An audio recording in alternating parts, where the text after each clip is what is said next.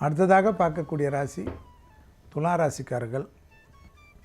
ஏற்றமான அமைப்பு, அற்புதமான காலகட்டம், பிள்ளைகள் விஷயத்தில் அனுகூலம், தொலைதூரத்திலிருந்து நல்ல செய்திகள், தொழில், உத்தியோகம், வியாபாரம், படிப்பு சம்பந்தப்பட்ட இழுபறியாக இருந்த சிக்கல்கள் மாறுவது, நரசிம்மர் வழிபாடு செய்வது, கணபதி வழிபாடு செய்வது பெரிய நன்மை தரும். காரிய சித்தி மாலை சொல்ல சொல்ல நன்மை தரும்.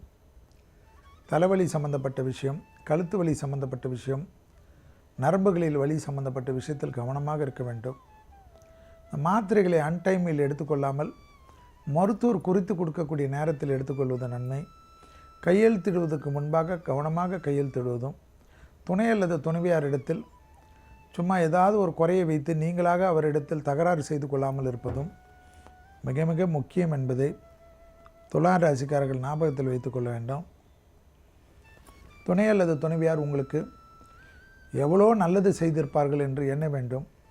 ஏதோ ஒரு கோபத்தில் சொல்லக்கூடிய விஷயத்தெல்லாம் பிடித்து கொள்வதும், அதற்கு காது மூக்கு வைத்து கொண்டு உங்களை வருத்தி கொள்வதும், அவர்களை வருத்தப்பட செய்வதும், கடைசியில் வருத்தப்பட போகிறது நீங்கள் தான் என்பதை ஞாபகத்தில் வைத்து கொள்ளுங்கள். உங்கள் மீது துணை அல்லது துணைவியாரும் பிள்ளைகளும் அளவு கடந்த அன்பை வைத்து இருப்பார்கள். அந்த அன்பை உதாசீனப்படுத்துவதோ, அந்த அன்பை கொச்சைப்படுத்துவதோ கூடவே கூடாது என்பதை ஞாபகத்தில் வைத்து கொள்ளுங்கள்.